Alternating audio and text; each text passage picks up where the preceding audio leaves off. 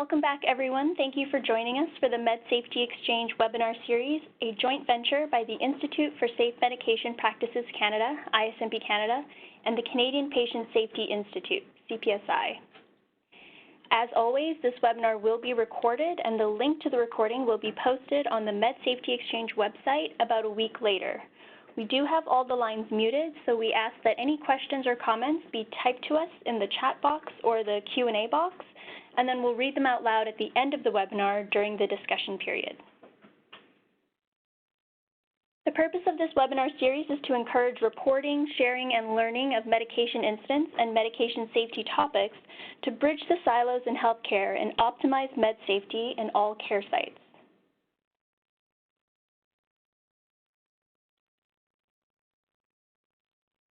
So I'll just cover a few quick details about the website, since we have had several questions and clarifications about what's available. So as I mentioned, the webinar recording will be available on the site a week after the live webinar. And you could actually access links to materials and resources presented during the webinar that presenters are able to share. And again, this will be available a week after the webinar at the time that the webinar recording is linked on the website as well. So although not all organizations are able to share, not every presentation will have these links, but we are grateful to those who can share, and we've had some positive feedback from participants able to adapt that information for their internal work. And as of last year, the Med Safety Exchange does have its own email address, so please send any comments, ideas, or follow-up to medsafetyexchange@isimpcanada.ca. So on the Med Safety Exchange website, there's a big green button with comments on it, and anything that you type in there will come directly to that email address. And any requests for the PDF version of the slides can also be sent to this email address, just for a faster turnaround.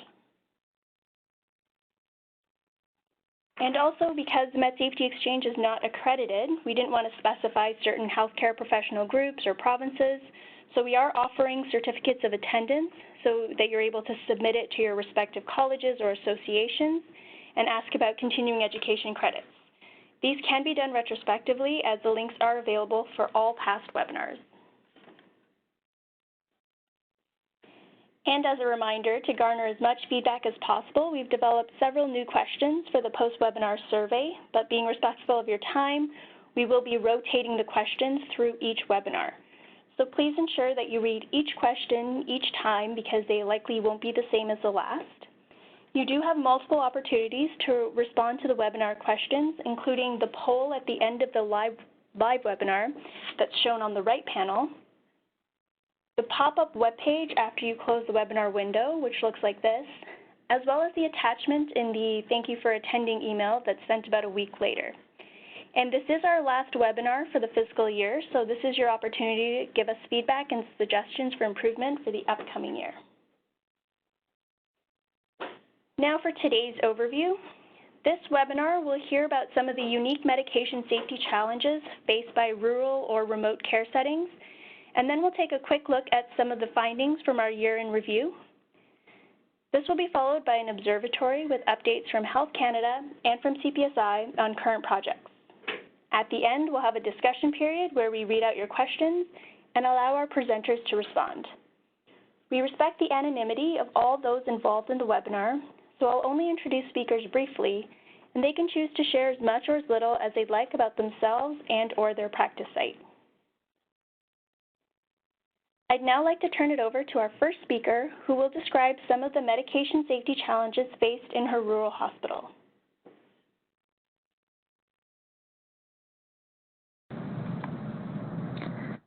I would like to thank everyone who signed in today to listen, as well as to ISMP for asking me to present today. I'm going to present on medication safety challenges in a rural hospital.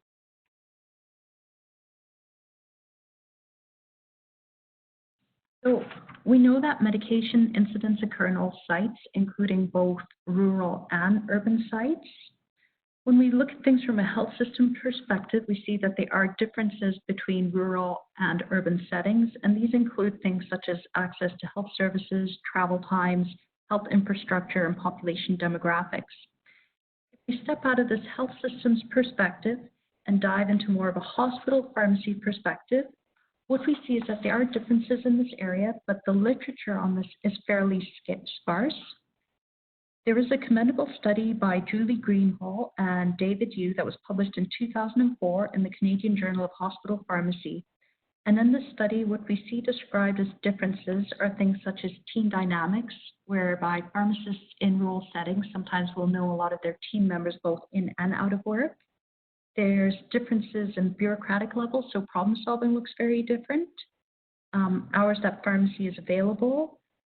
Sometimes we have pharmacists working in these sites that are in sole charge or part-time positions, so this sometimes leaves technicians or assistants to work alone.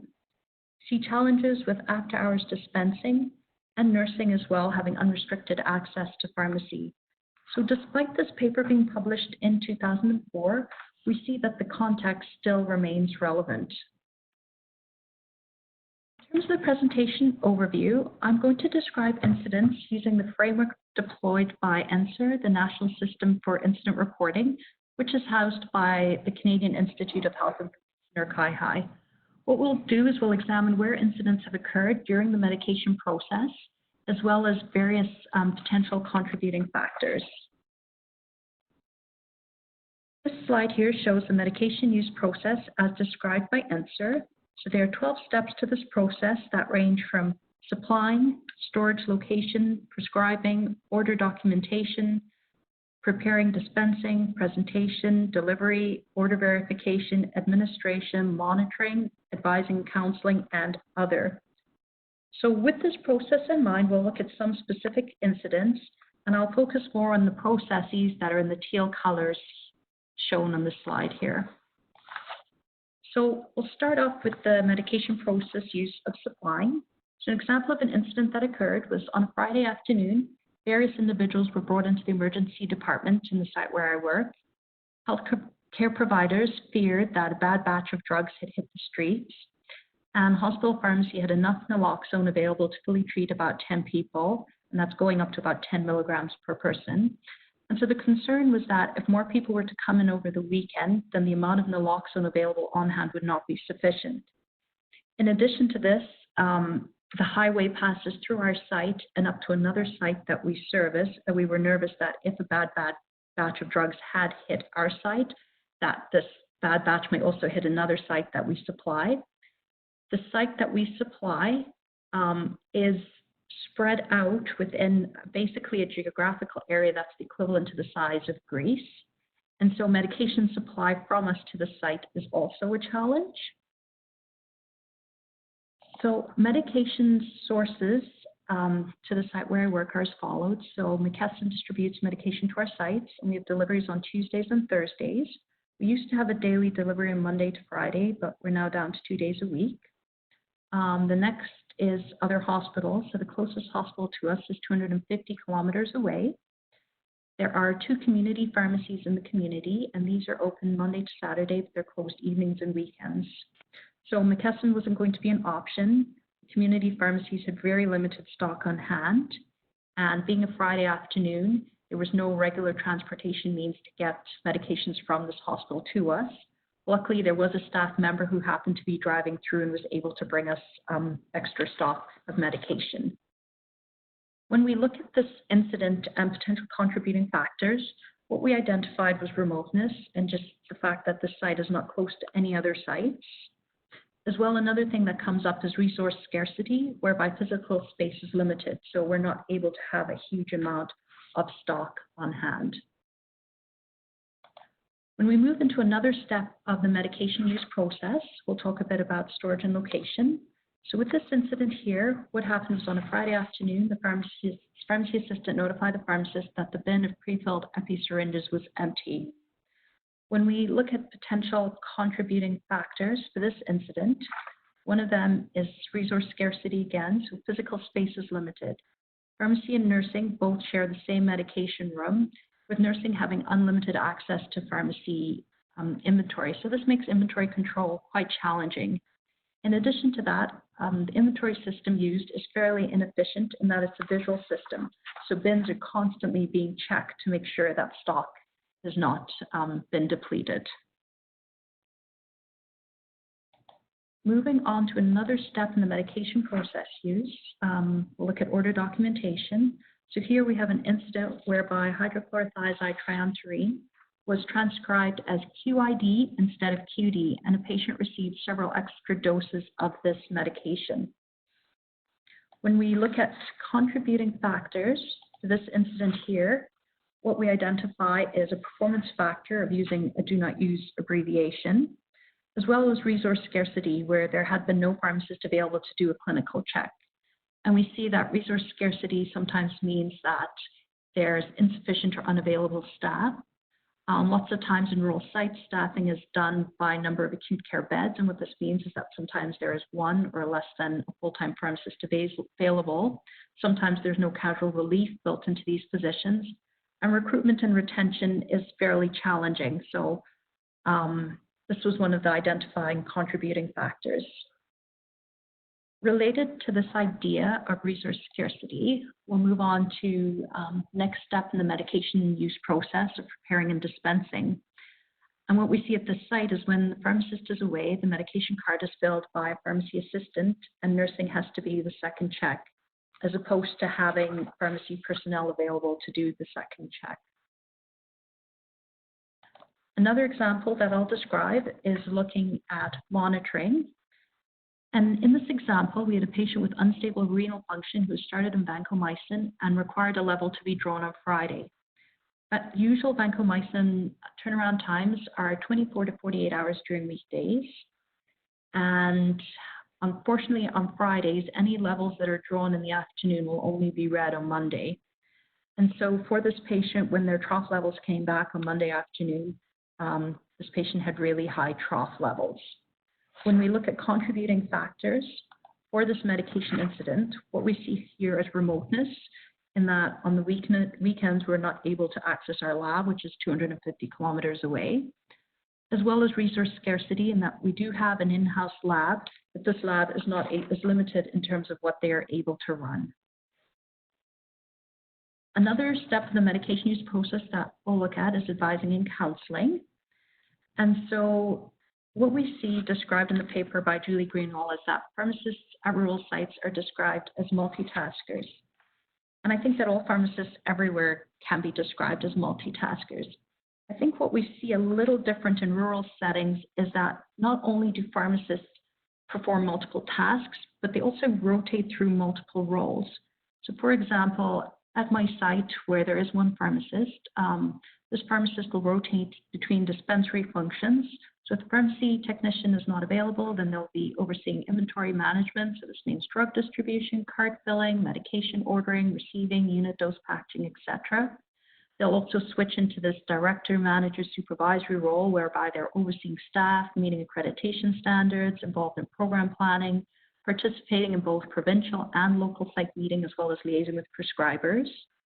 Another role cycled through is that of clinical, whereby this pharmacist reviews orders, creates treatment plans, reviews patients, attends rounds, and counsels patients.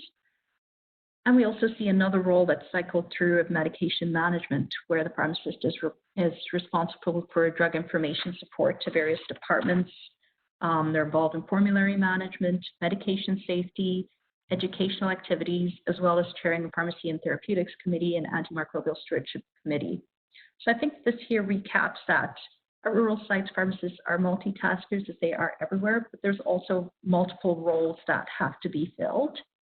And when this comes to advising and counseling, not all patients do get counseled. And what's interesting to me is there's a study by Amanda Mixon that demonstrated that patients with lower health literacy are more likely to experience adverse events. At the site where I work, health literacy is low due to poor non-medical determinants of health.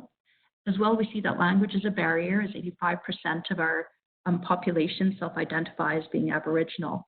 So what we see is that in sites like this, likely patients require even more pharmacist time than we are able to offer to them. At this stage, I'd like to switch gears out of specific incidents to look more at the rural context. And so what we see here is this idea of equality and equity. And if you look at the red apples on the trees here and think of these as accreditation standards or as medication standards, and when we look at equality, we're funded based on acute care beds. And so resource allocation sometimes means that it's really challenging for everybody to meet the required standards. And I think this really is an opportunity where if we were to use an equity lens, we might be able to distribute resources a little differently. Looking a little further into the rural context, I really appreciate the work by Stephen Covey, and habit number 5 is seek first to understand. And I think that there's a lot of fantastic work being done by groups such as CPSI, where there's a rural framework for decision making for leaders. And I think that if we're able to understand our rural context better, we're able to come up with various solutions to address some of the issues that we see. Some of the things that we're implementing at my site are clinical remote order entry, as well as leaning on more resource-rich sites for medication management support. At this stage, I'd like to summarize some of the medication incident processes that we've described, as well as the rural context. And so what we've seen are few drug deliveries from distributors, remoteness and long travel times to access larger centers, scarce resources for proper storage and inventory control, as well as staffing. We see issues of staff retention and recruitment. We see pharmacists as multitaskers, as well as cycling through multiple roles. We see less than optimal access to monitoring of certain drug levels. As well, we see that in places where non-medical determinants of health are poor, we may have patients with higher medication counseling needs.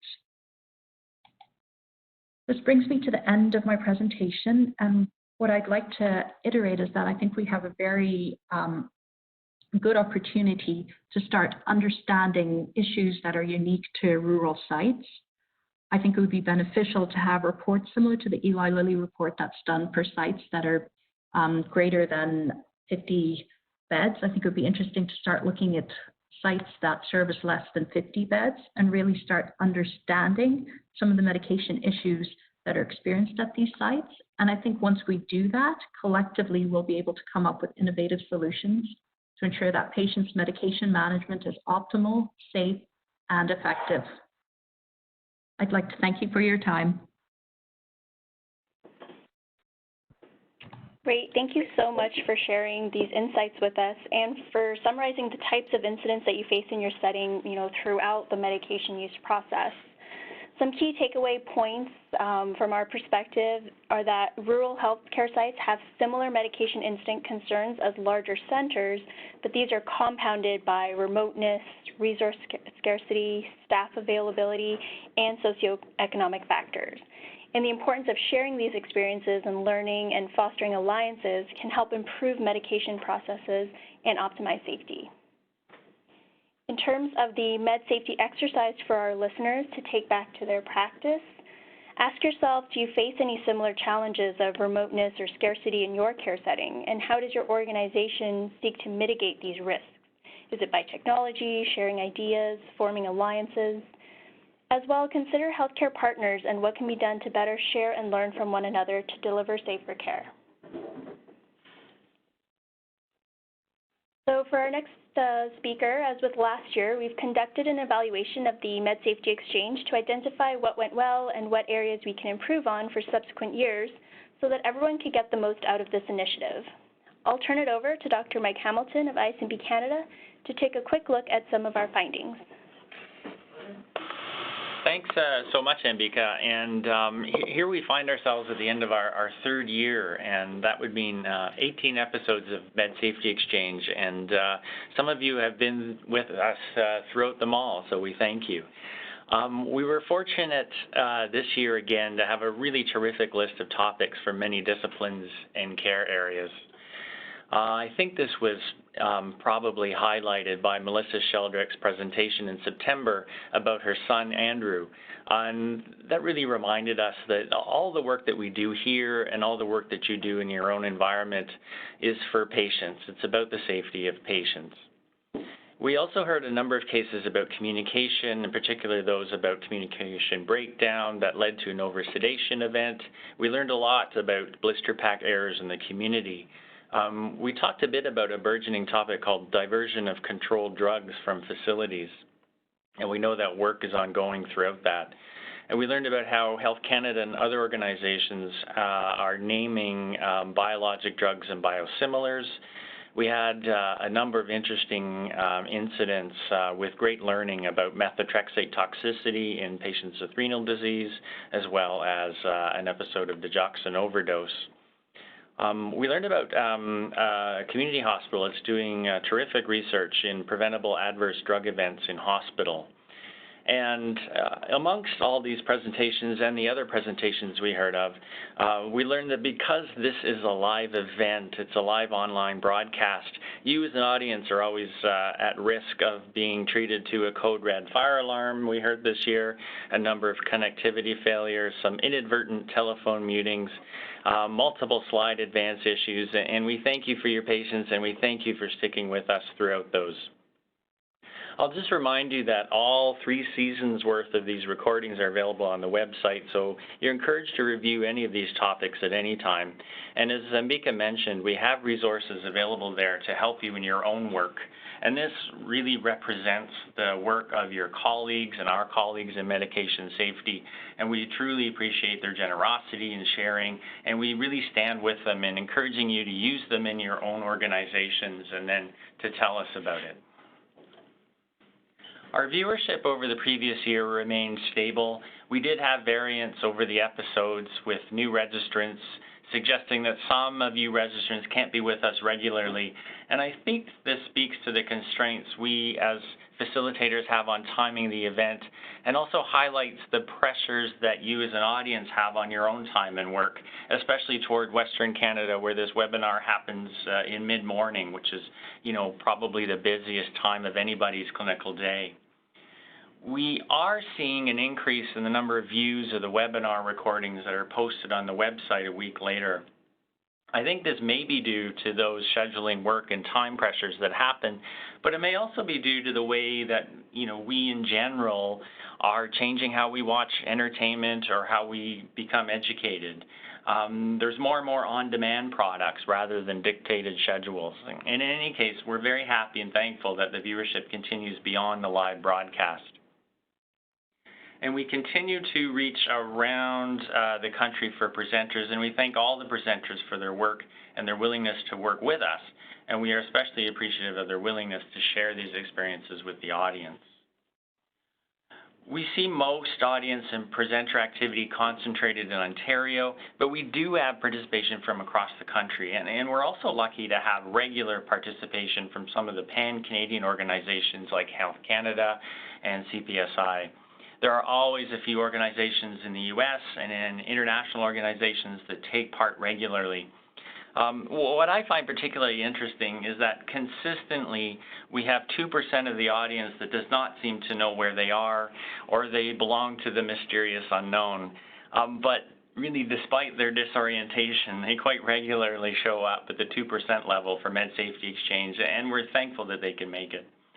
So please, we ask you and relying on you to tell your colleagues and other affiliated organizations about Med Safety Exchange so we can continue to grow our audience and continue to deliver interesting topics.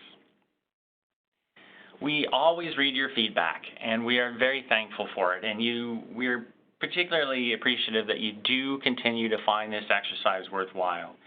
The majority of you as an audience do learn something of value, or you take away an idea you can use in your own organization. And what's reassuring too is that you find that your organizations do support in general learning and sharing, and that's really encouraging. And that's the goal really of the Med Safety Exchange. This year we asked a number of different polling questions, and this is partly because ISMP Canada and Canadian Patient Safety Institute, we really only see part of the landscape as we develop these webinars. We'd like to learn more about safety in your own environments and organizations, so we asked a number of polling questions related to safety culture. And we're pleased to learn that most of you respondents feel that their organization has a relatively mature safety culture with appropriate learning and sharing. It's also interesting to us that most people are quite confident in their organization's ability to do effective incident analysis.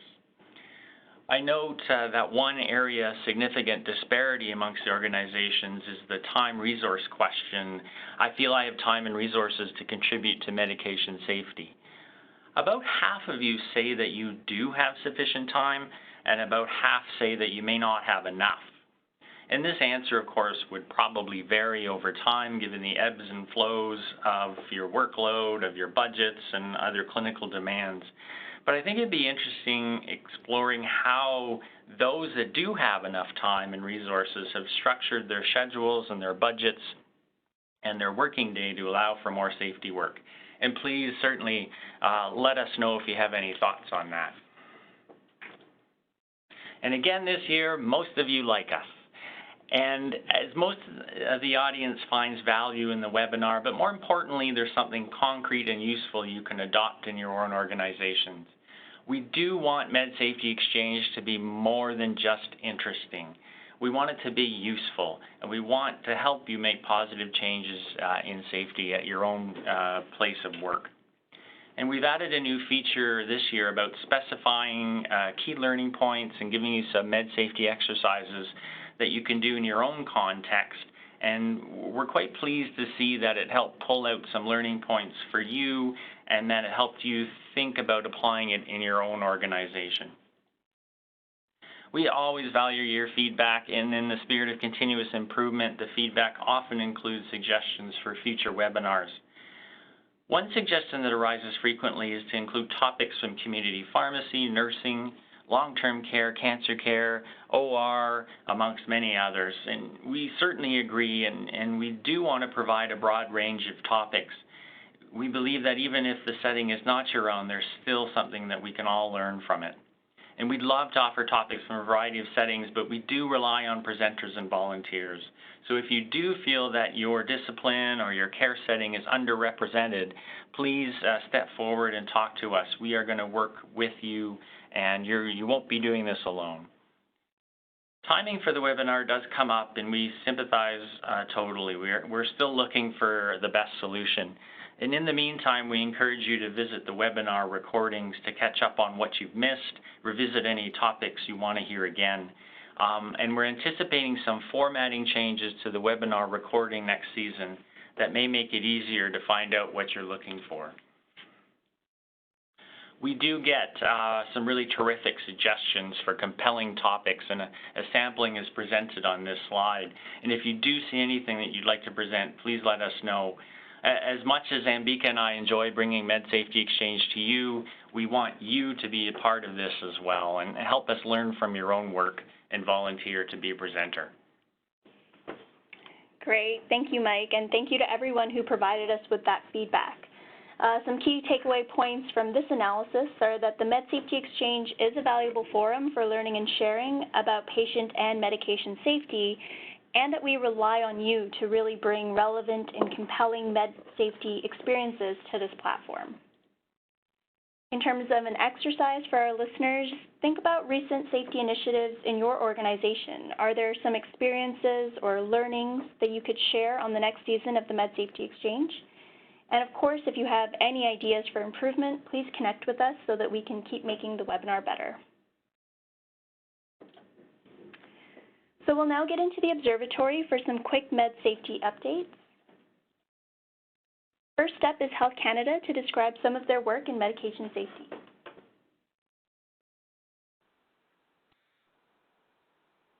Thanks, Ambika. This is Pat Suzuki. I'm a manager of a section within Health Canada that is made up mostly of healthcare professionals, and we have two teams, a team that works on medication incidents related to name, package, and labeling, and we have another team that coordinates risk comms that are targeted to healthcare professionals.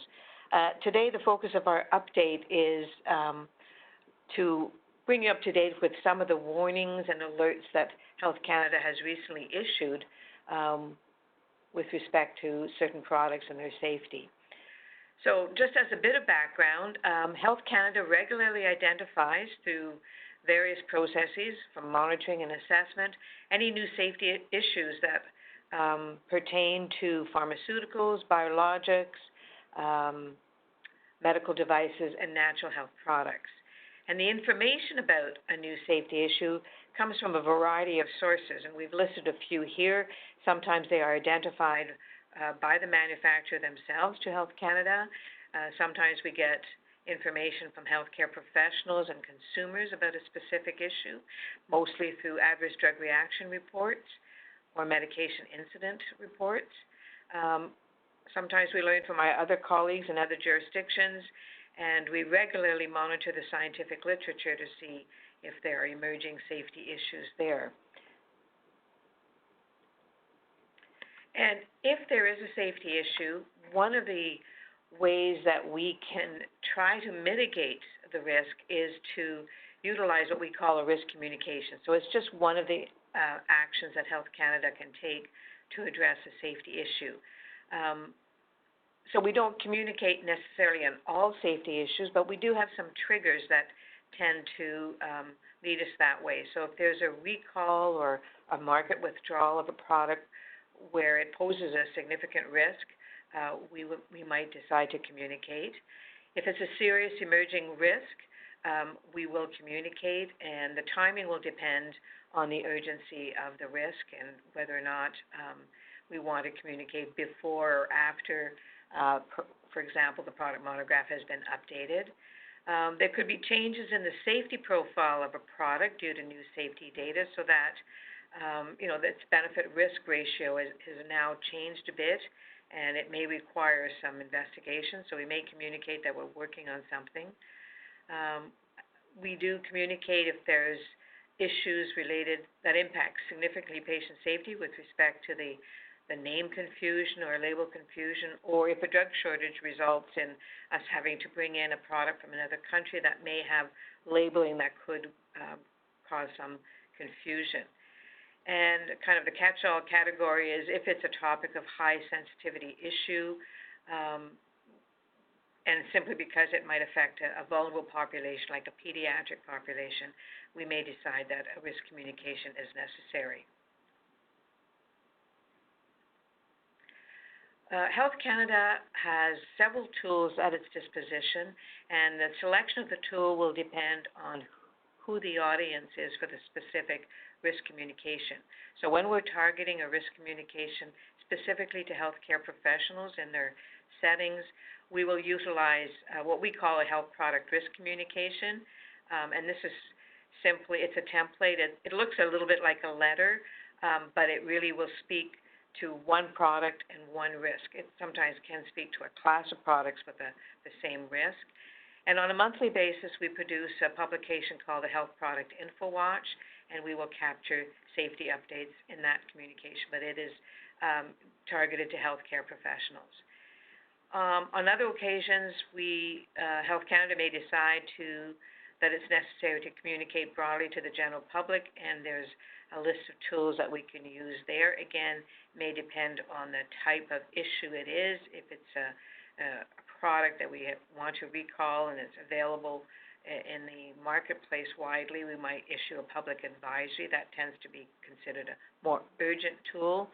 If we've already communicated on an issue and we want to bring the public up to date on an issue, we might use the information update. So when there was an issue with the sartans, for example, we communicated several times and we used the information update as a tool. And then we also can communicate recall notices or foreign product alerts.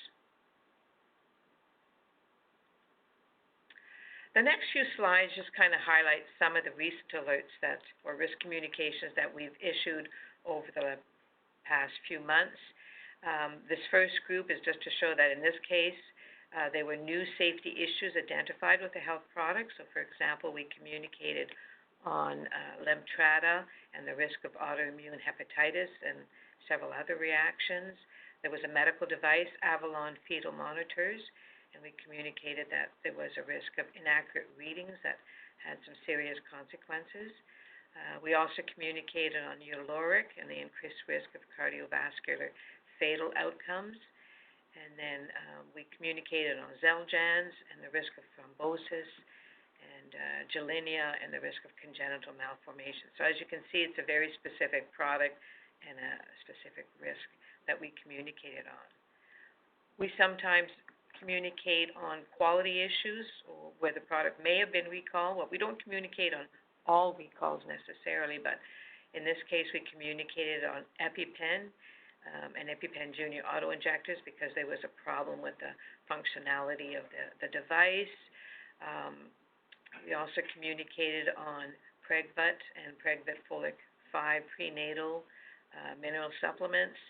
There was a recall because of the packaging area. In this case, the wrong pills were in the blister package, so we wanted to make sure that the public and healthcare professionals knew about this and could counsel, advise consumers appropriately.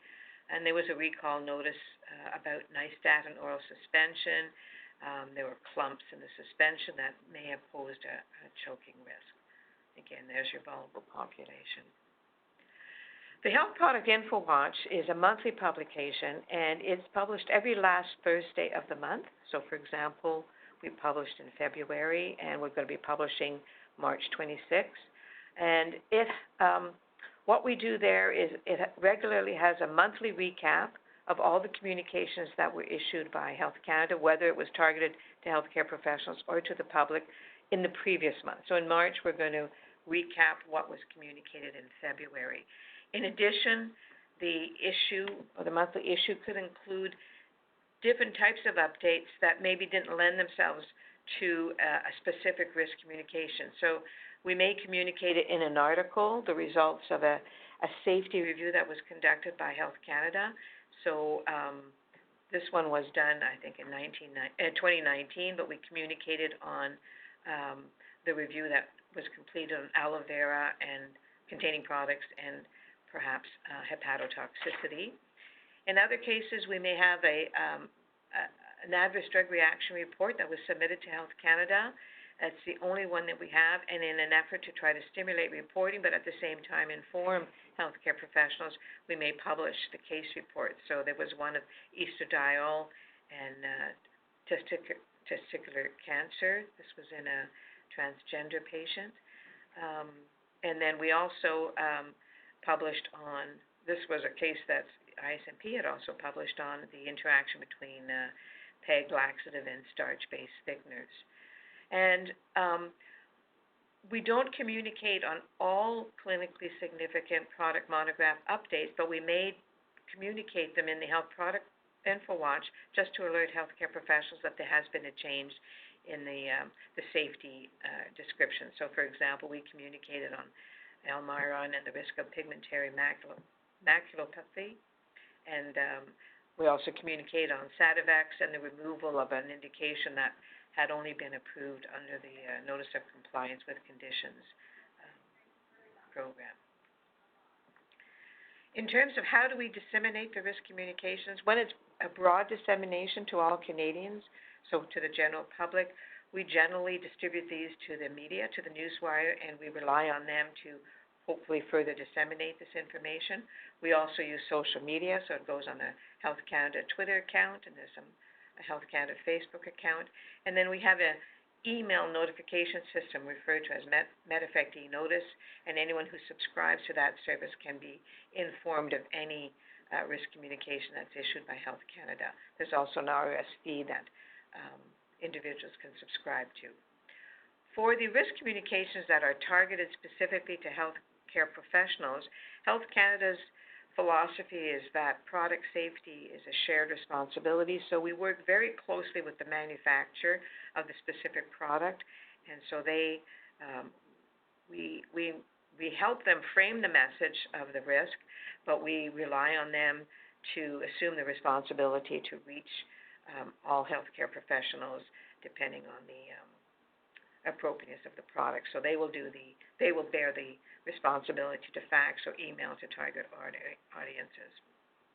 And the Health Product Info Watch is available online only as a publication, but if there are specific PM updates or articles of interest. So, for example, the aloe vera, we would have sent targeted or customized emails to the naturopaths, for example. So we try to target specific associations depending on its content.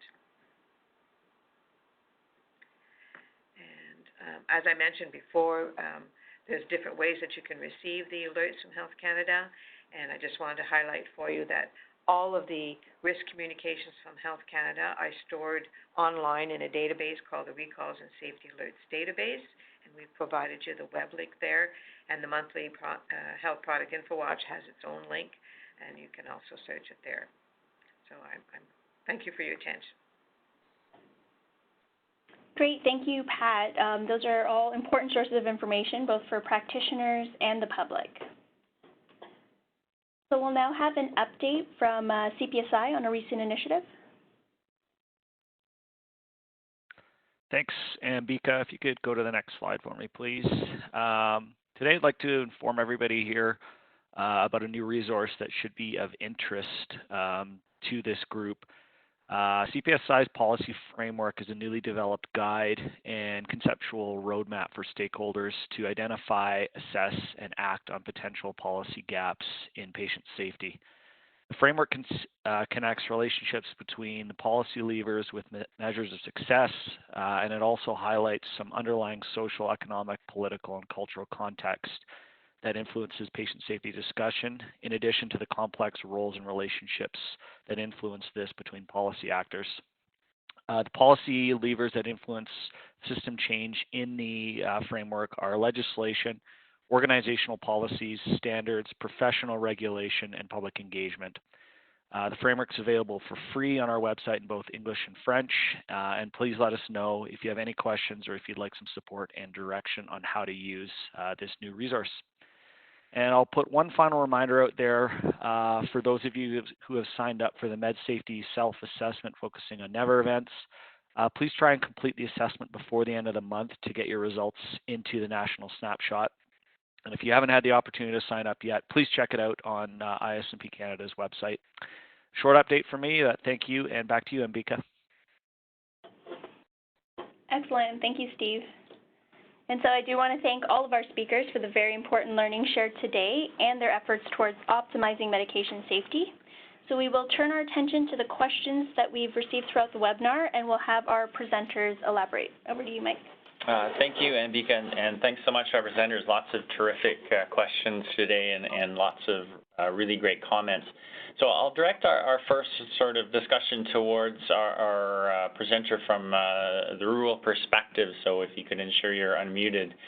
The first question really, I think, speaks, and you've sort of touched on it in part of your story where you told us that one of your colleagues had to go, they were passing by and they had to pick up something or pick up some medication in their private vehicle, but you must rely very much on your team around you and those people who need to do jobs that aren't necessarily your own. And the specific question in this case is, are there paramedics available in your area who do carry naloxone, who are able to contribute in some way? Thank you for the question. It's a very good question. We do have paramedics, but we are the ones who actually supplied them with their naloxone. And so we were also taking stock of what they had in their vehicles and trying to make sure that they were appropriately stocked. So it's really a culture of sharing then, isn't it? So sharing within limits. Yeah, we do share a lot. Second question is thanks for your fascinating look into rural hospitals. And do you think some of these problems are solvable with technologies like remote pharmacy services or things like automated dispensing cabinets? I think that they are, and I think that this is where we really have the opportunity to learn from different sites which have those technologies in place.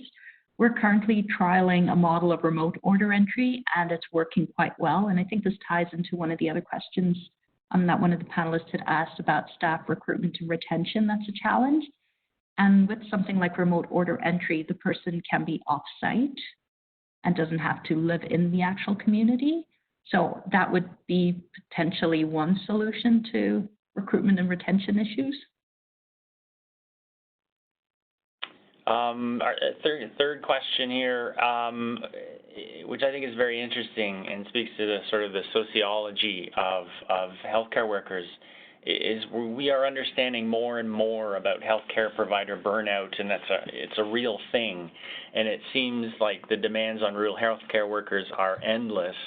How does one protect oneself and their colleagues from burnout in this context? That's a very good question, and I'm not sure what the answer is to that one. I mean, we see different staffing models used in places where sometimes people work 2 weeks in and 2 weeks out. So I don't know if models like that help to prevent burnout, but I don't have a good answer to your question. Yeah, there's lots of research ongoing in this area, and I think we all experience it from time to time, and it's good in a sense that we finally recognize that we should start talking about it and should start making plans in the way we work to accommodate these factors in health staffing. Fourth question for you, because there's lots of them for you. You make a terrific point about equality versus equity. This difference is often poorly understood amongst policymakers and leadership. Do you have any thoughts about how you move from simple equality to equity, and who do we need to convince of this, and how do we go about it? I think that's a fantastic question. I'd love to spend an hour talking about it. One of the things that I find interesting is that CPSI has a measure called an efficiency measure. And what this measure does is it looks at inputs into a health system and corresponding outputs. And outcomes are always tougher because they're more at a population level. But within this framework, various contextual factors are captured. And so with that, you're actually capturing your population needs.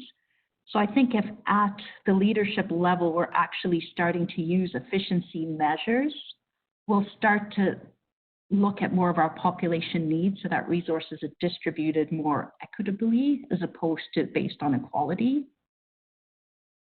That would be the quick answer. I don't know if that was helpful. It helped me, and it's a compelling point you make.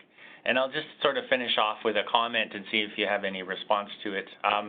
This is from someone else, presumably in a rural organization as well. Our rural organization spends as much each year using a taxi to get and deliver medications from a larger center back to our site as it would cost for a full-time pharmacy technician and an ADC. But because of the way the funding models work, it's impossible to convince our leadership to hire anybody. Your presentation is really good at helping focus the issues to bring to management. I think that's a very good point. And I think when we look at the cost of running rural sites, if you go onto CPSI and you look at the cost of even a hospital stay at my site, it's a lot higher than most places. And I think some of this is due to costs like that. And I think our leaders need to start using some of the data available from CPSI and some of the tools that are available to look at how we can be more efficient. Thanks so much. And I'll direct a couple of questions now to Patricia from Health Canada. Patricia, with the continued work in mandatory reporting, are there going to be any new initiatives or newsletters with respect to ADRs or medical device incidents, or will these be communicated through the usual newsletters? That's a good question. There is a mandatory team that is looking at different ways to communicate or different educational initiatives. I'll certainly bring this interest back to them. But I think some of the traditional communications will still continue because the adverse drug reactions that we receive either through the voluntary mechanism or mandatory, feed into the safety reviews that Health Canada does. So if there is an issue and we need to communicate, it would still be communicated either as a individual risk communication or through the Health Product InfoWatch. But I know that the team is looking at other ways to provide feedback in terms of maybe the stats and the reports that they've been receiving and the type. So I will bring that interest back to the mandatory reporting team. Thanks so much, Patricia. Thank you. So sorry I'm going to have to cut us off. Thank you all for the interesting questions, but it looks like that's all the time we have. So if yours wasn't answered, we will be reaching out to the presenters via email and providing you with a written response. So we do want everyone to be part of the Med Safety Exchange, whether it's an incident analysis or a Med Safety initiative, so please email us to share the learning. Also, please don't forget to fill out the poll that's available now on the right panel. We'll be asking different questions each time, so again, please read the survey questions carefully so we can get the best feedback from you. And the link to this recording will be available on the Med Safety Exchange website next week, and the PDF of the slides is available upon request to the email address on the slide. We don't know yet how many webinars we'll be doing in the coming year, but we do know that the next one will be on Wednesday, May 20th, so please head over to the website and register now. Thank you again to our speakers for the important analyses and strategies shared today, and to all of our participants for joining the discussion and helping to share the learning. I hope you all enjoy the rest of your day.